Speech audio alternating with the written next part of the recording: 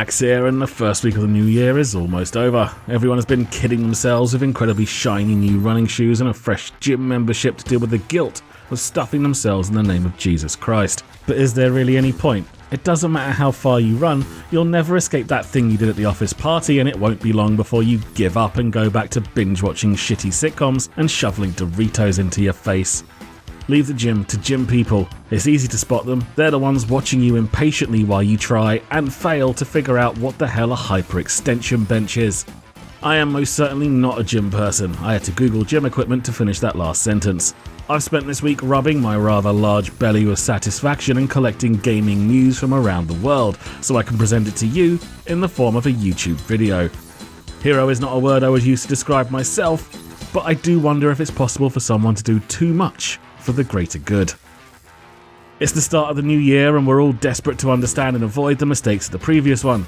Personally, 2016 made me wish people were more tolerant and accepting of each other, so I've come to the conclusion mass genocide is probably the only answer. Digital distribution overlord Steam decided to reflect on 2016 by releasing its top 100 selling games for the period. Dota 2, CSGO and Rocket League continue to squeeze insane amounts of money out of their player base, who absolutely positively must have those cosmetics so they can go pro or become Twitch and YouTube millionaires. Yes, I am aware of the incredibly hypocritical irony of that sentence on a YouTube channel that currently only gets about 3,000 views on each upload, but it's my channel, I'll say whatever the cheese-filled monkey bollocks I want. No Man's Sky makes it into the top 12, showing the world that you can promise gamers the moon, the solar system, the galaxy and even the whole damn universe with no intention of delivering on said promises, and the saps will still pre-order the shit out of it and defend it to the death if anyone questions them about their precious IP. I of course was not that stupid and didn't go anywhere near No Man's Sky. Ooh, hold on. Is that a new ship on sale for Star Citizen? Where's my credit card? In slightly older news, EA Originals, EA's way of sticking their fat, greedy, evil producer fingers into the last secret thing left in game design, independent studios, has picked up a stunning-looking adventure game called Sea of Solitude.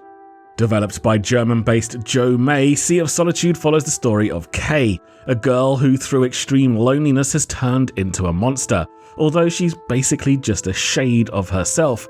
When she comes across other monsters in the game who we're told are also humans transformed, I think Kay got off lightly. The game will be about discovering what happened to the monsters Kay encounters, finding out how and why they transformed, and ultimately find out what happened to Kay herself. There's something about how gorgeous Sea of Solitude looks that makes me get over my cynicism for long enough to want to get into this world and find out everything about it. If you'd also like to know more, Anthony Carboni, who was kind enough to let me use his footage, has an interview on his channel with Joe May's creative director Cornelia Geppert. There will be a link in the description. Blizzard are celebrating the 20th anniversary of the release of Diablo, a game they claim changed the landscape of gaming. Diablo was a game that sort of changed gaming overall. Modesty. That's a fun word. You should look it up. Diablo was a game that sort of changed Blizzard and changed gaming overall. Look, here it is. Modesty. Noun. The quality or state of being unassuming in the estimation of one's abilities. The year it came out was a year that RPGs were declared to be dead. PC gaming's death had been declared multiple times, and Blizzard was a company that sort of always proved that wrong. Alright, to be fair, these are not the guys that worked on Diablo 20 years ago, and of course they idolized the developers who did. 20 years ago, Diablo defined the hack-and-slash RPG genre. But come on, defining a gaming genre in the 90s, it's like discovering an element in the 1800s. Everyone was doing it. Although there was still plenty of people trying to turn piss into gold. If you're like me and you're a gigantic Blizzard fanboy wanting to experience the celebration, there are mini events across all Blizzard games, like the Dark Wanderer Brawl in Hearthstone that rewards a pretty sick card back. Sprays in Overwatch, and World of Warcraft now has a secret cow level. But the best place to celebrate is in Diablo 3, where you can play through a reimagining of the original Diablo. They've put a filter over the screen and audio to make it look and sound like arse, restricted the movement to 8 degrees and put in some clunky animations, just to remind us of how good we have it 20 years on from the original game's release. This will only be available until the end of January, so if you want to relive the past, you must do it soon. However, if 2016 really was so bad that you want to continue to live in the past after January, then Project Elysium has got you covered. They will only take you back 12 years, but you can't expect a bunch of renegade coders to have the same time-traveling power as a global corporation like Activision Blizzard.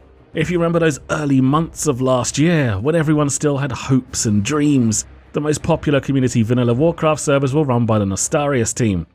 Blizzard issued them a cease and desist that took the servers down on April 10th. The bastards.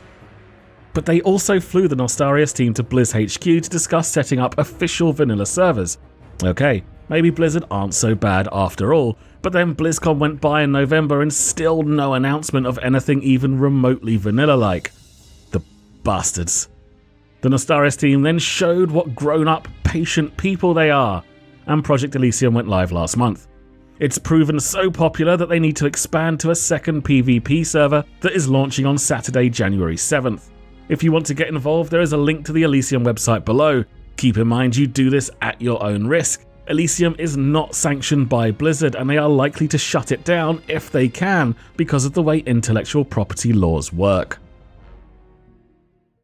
EA have apparently lost their minds and temporarily forgotten how to be an evil money-grabbing games producer, and are currently giving away Mass Effect 2 for free on Origin, their digital distribution service. I'm sure some of you consider installing EA Origin too high a price to pay for any game, but the service has massively improved and you can refund games within 24 hours of playing them. If you've not played any of the Mass Effect series, the second installment is a good place to start. Mass Effect 1 is still widely regarded as a great game, and if you want the full story, you'll need to start there. But 2 made many needed improvements to the first game's combat that felt clunky and dated by today's standards. If you play through it and enjoy it, you can then play through Mass Effect 3, where, if you're a horny man-child like me, you'll make your female character get it on with the other girls. Oh yeah. I wonder what boobs actually feel like. Okay, there are same-sex female relationships in Mass Effect 2, but 3 was the first to have options for male characters too. If you start ME2 now, you should have enough time to get them both played before the 4th game, Andromeda, drops at the end of March this year. Finally this week, Santa appears to have changed his policy when it comes to naughty children. Apparently a lump of coal just isn't punishment enough for a year of misbehaving. Instead, youngsters now run the risk of receiving disappointment and porn. One bad girl in Ohio, USA thought the jolly old bastard had brought her a copy of Splatoon for the Wii U, but when she opened the shrink-wrapped box, she found a copy of Sensual Seductions 2, a female-only experience notably lacking in any splat. This has become an almost yearly tradition, although most of the reported incidents have been of second-hand devices, such as Nintendo DS's being given to kids without the parents checking them first. The likely problem for a lot of households is the 8-year-old child is the only one intelligent enough to use the damn thing in the first place. And that about wraps up my first gaming news video. If you enjoyed it, please let me know with that like button and leave a comment telling me your thoughts, feelings and angry rants. You can follow me on Twitter @TotallyFutile, and I stream on twitch.tv/cynicalnerds. If you want to support the channel, you can over on patreon.com/cynicalnerds. Until next time, take it easy, and I'll see you soon.